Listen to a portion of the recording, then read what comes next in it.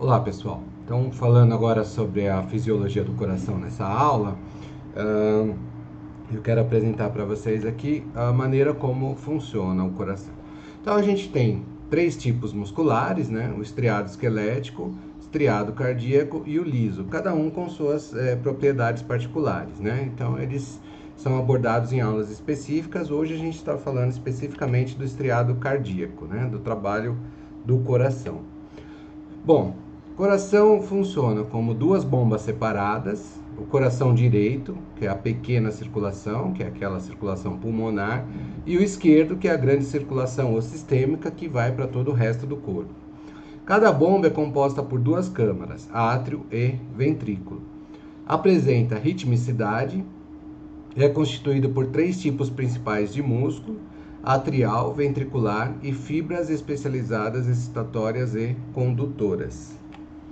Bom, então na organização geral aqui, esquemática do coração, né, bem diferente daquele que é usado para representar romance, o amor e tudo mais, o coração anatomicamente, fisiologicamente tem esse aspecto, né, onde a gente vai ter o átrio direito, ventrículo direito, e aqui o sangue que está chegando a ele na cor azul, representando o sangue venoso, que é pobre em oxigênio e rico em oxigênio, e ele saindo do ventrículo para os pulmões, onde é oxigenado, retornando pelo átrio esquerdo, e aí representado agora em vermelho, que é o sangue arterial, sangue oxigenado, passando para o ventrículo e depois do ventrículo saindo para a grande circulação pela artéria aorta. Bom, então o músculo cardíaco, o músculo estriado cardíaco, ele é um sincício, né? Então o sincício é quando você tem as células de um tecido se comportando como uma única unidade, né? Então elas funcionam como se fossem uma única célula. E aí tem o atrial e o ventricular. Então, comportamento entre essas fibras do que acontece com uma acontece com todas, tá? Então a gente tem aqui o arranjo, né?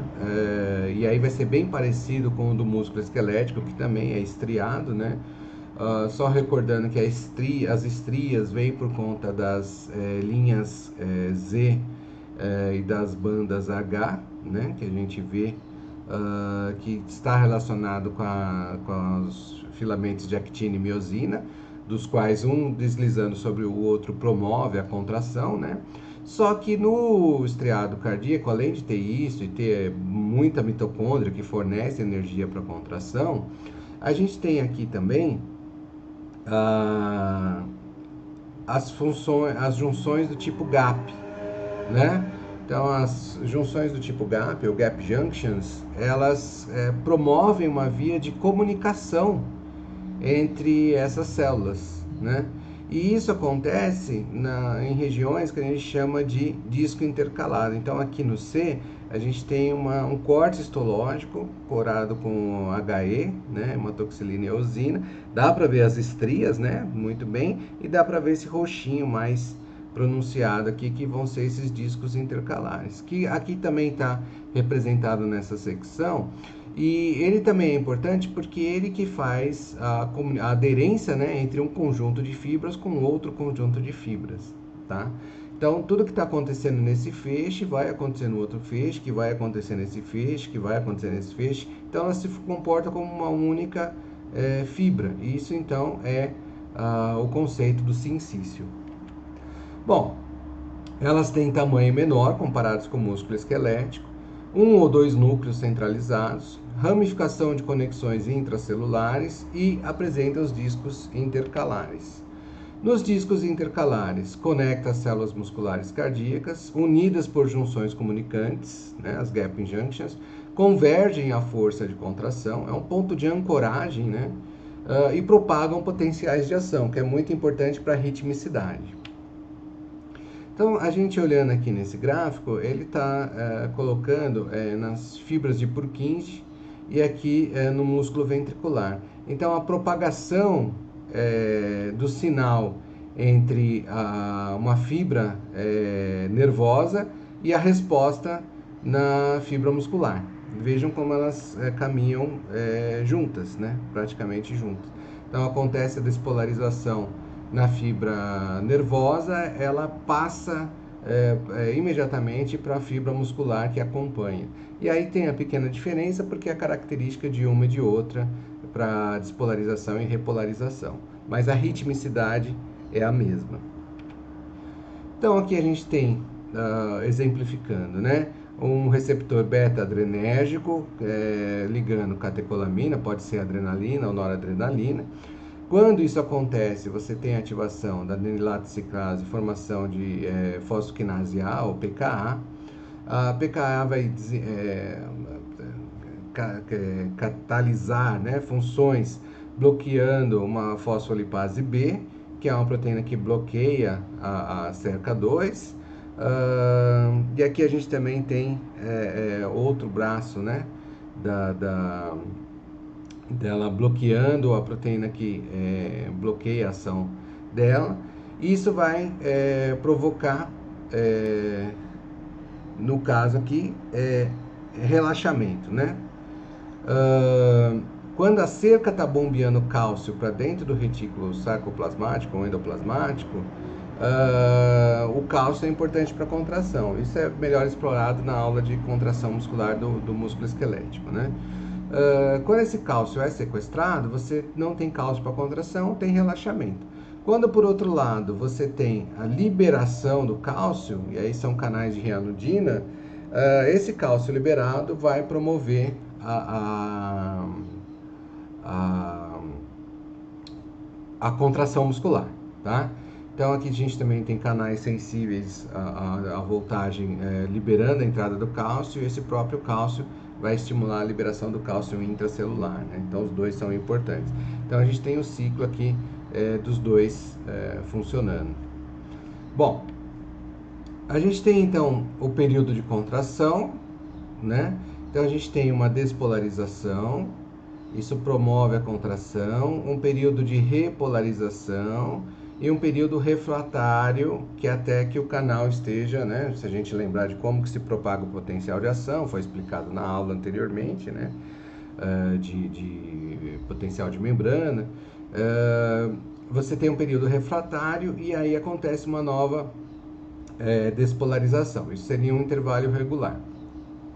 Quando duas despolarizações acontecem, então é uma contração prematura, né? E aí é algum defeito, alguma coisa errada está acontecendo.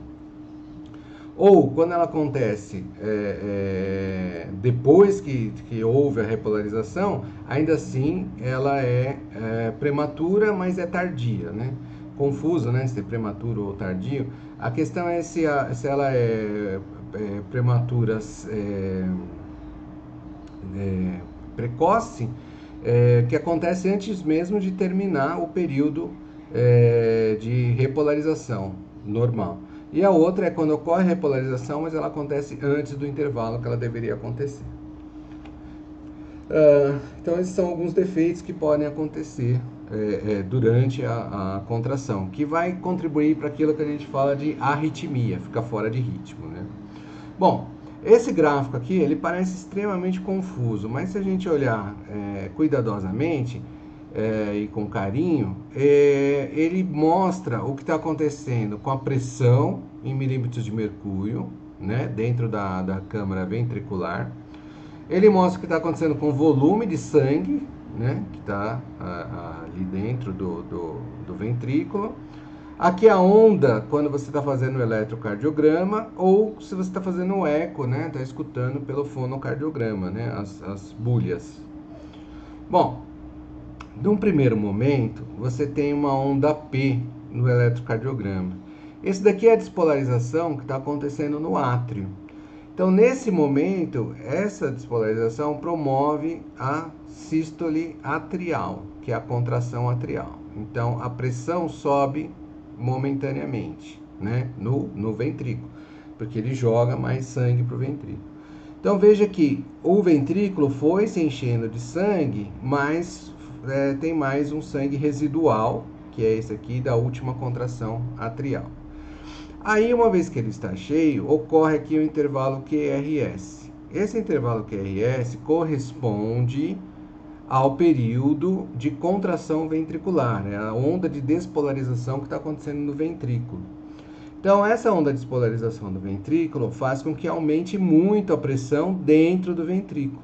E à medida que aumenta a pressão, ele começa a se esvaziar. Então, o volume vai diminuindo até que fique o volume residual, que é em torno de 45 ml, que fica no ventrículo, normalmente, sem estar sob demanda. E aí o ciclo recomeça, um novo ciclo de enchimento, né?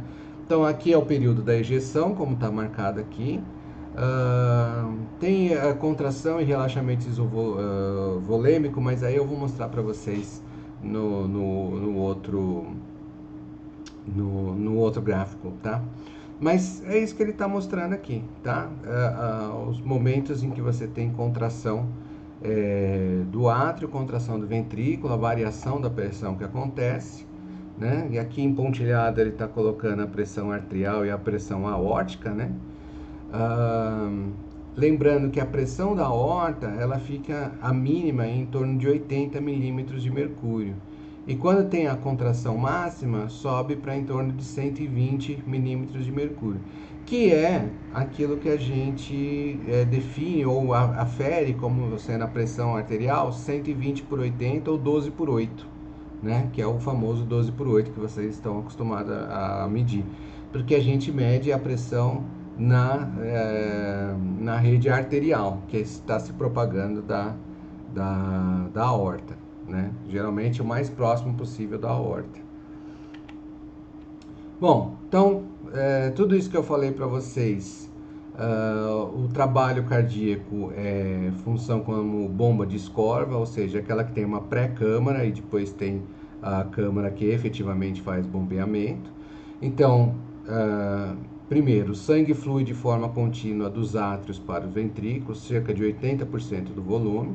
A contração atrial permite a passagem dos 20% do volume de sangue restante para o total enchimento dos ventrículos. Então, são as curvas A, C e V, né? Então,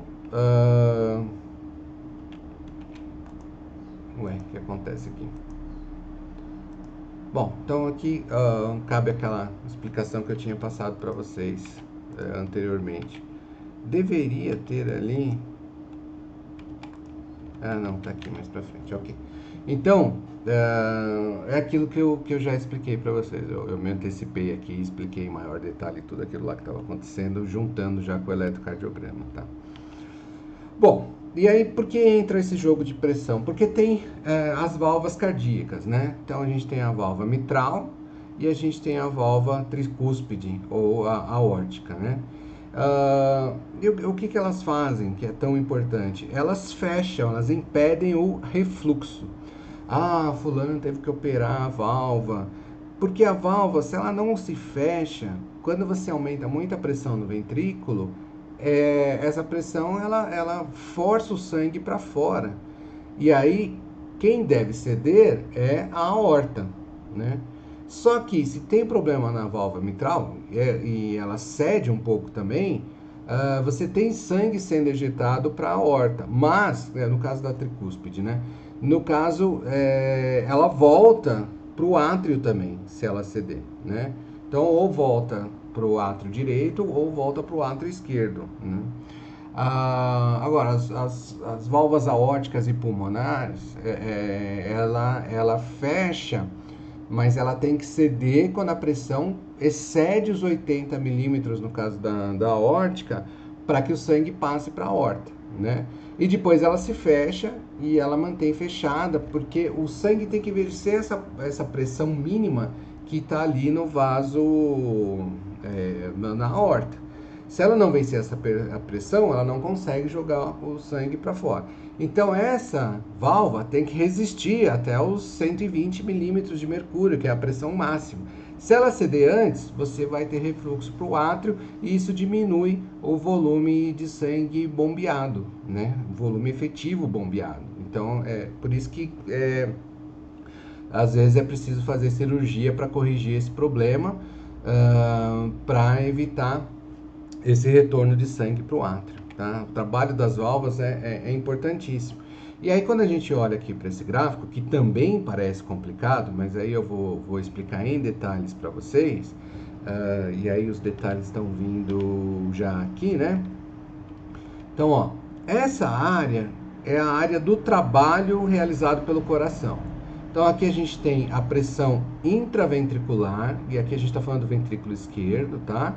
E aqui o volume do ventrículo esquerdo, tá? Então são eixo X e eixo Y, volume e pressão, tá? Então é isso que está representando aqui.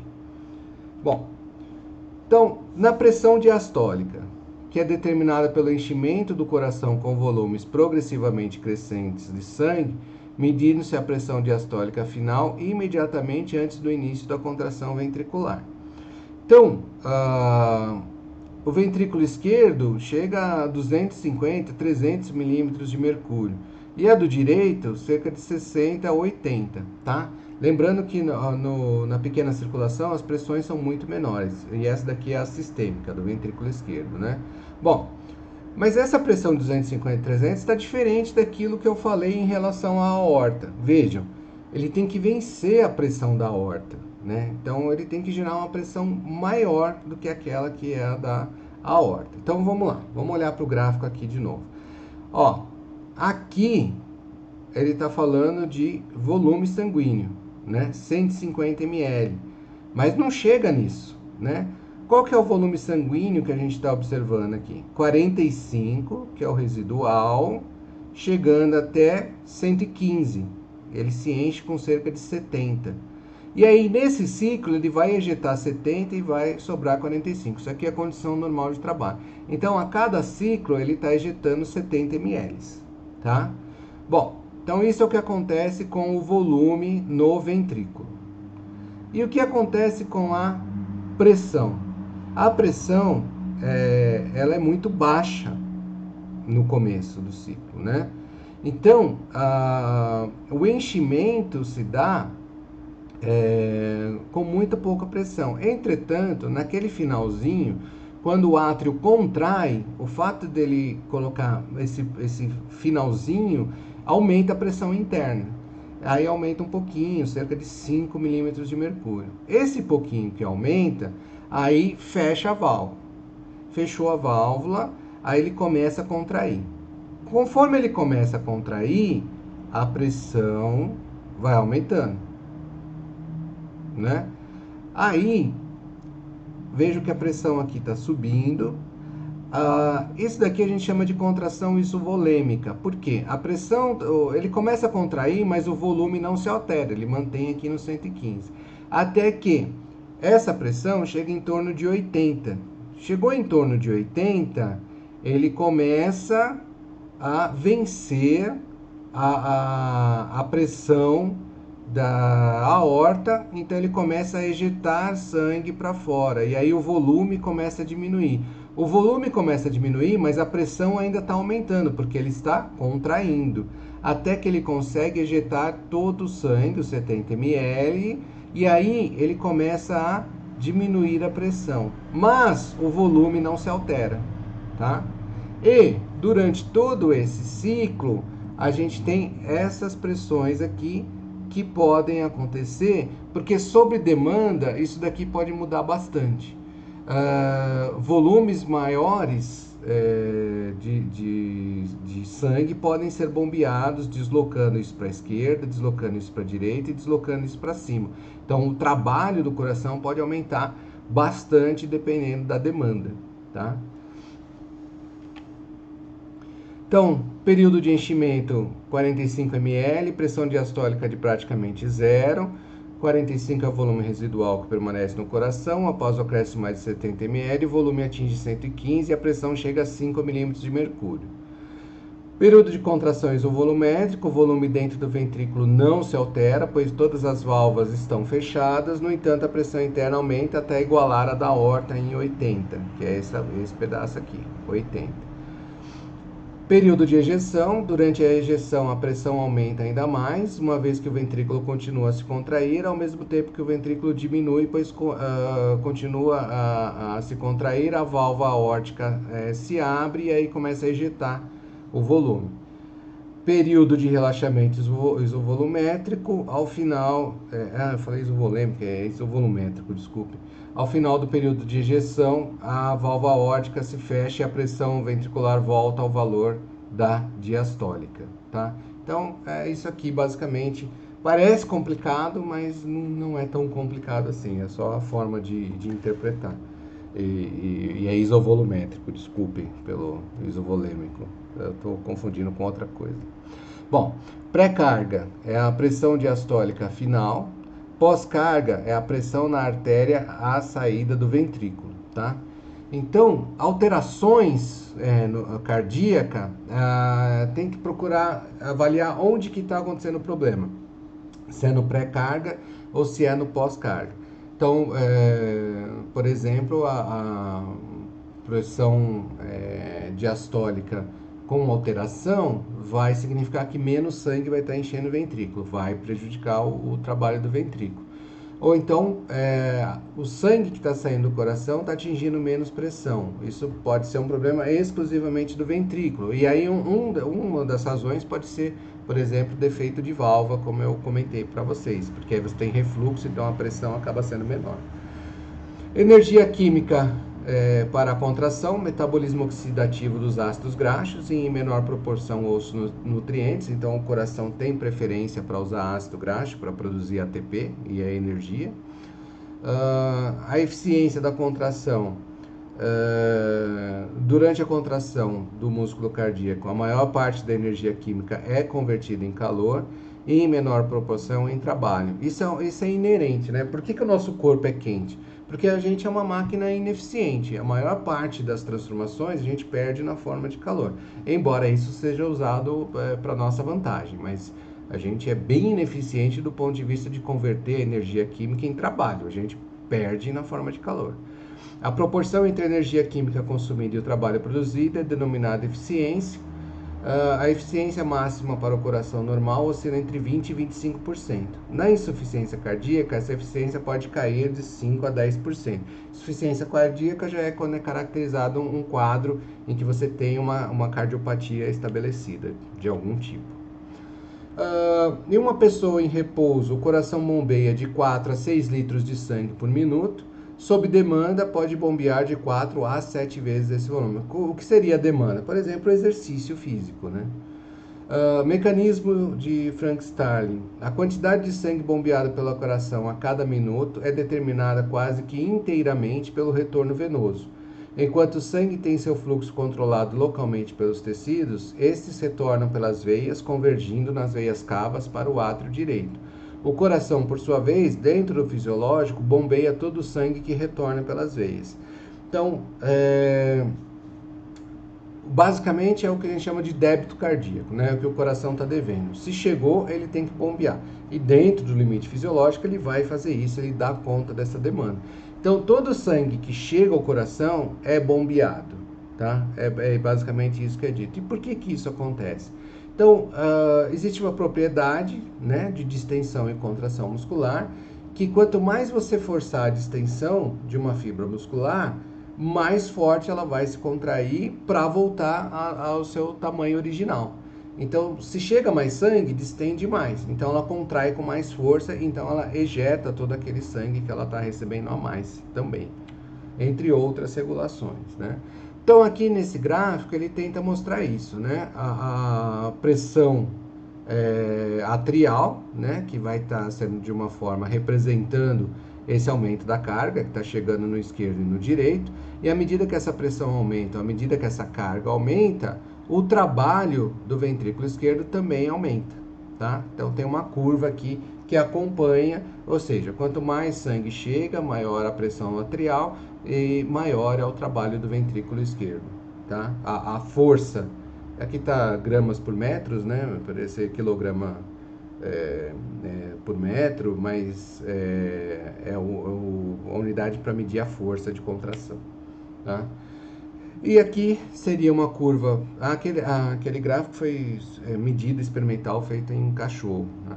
Aqui seria o gráfico em humanos, extrapolados dos estudos com cachorros e com humanos também, do quanto está saindo do ventrículo, seja do direito ou do esquerdo, e em resposta à pressão arterial, né? Então você aumentando a carga no átrio, você tem uma resposta de aumento do volume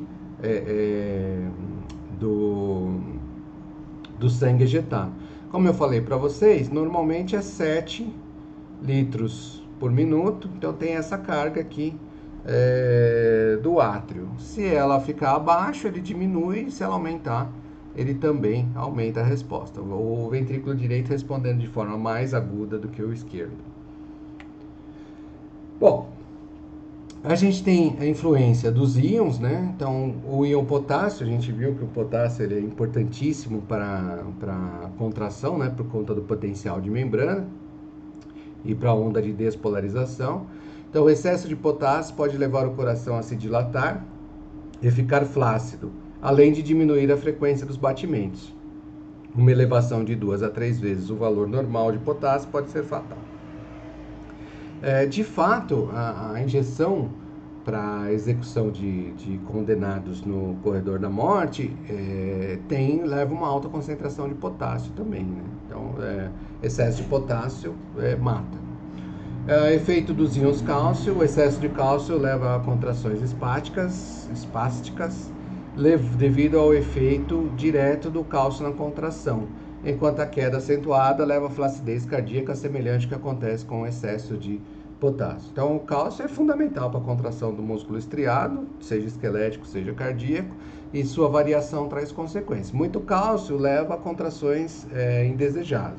Pouco cálcio, não tem cálcio para fazer contração, é um tipo de paralisia, mas é flácida, né? Sem força.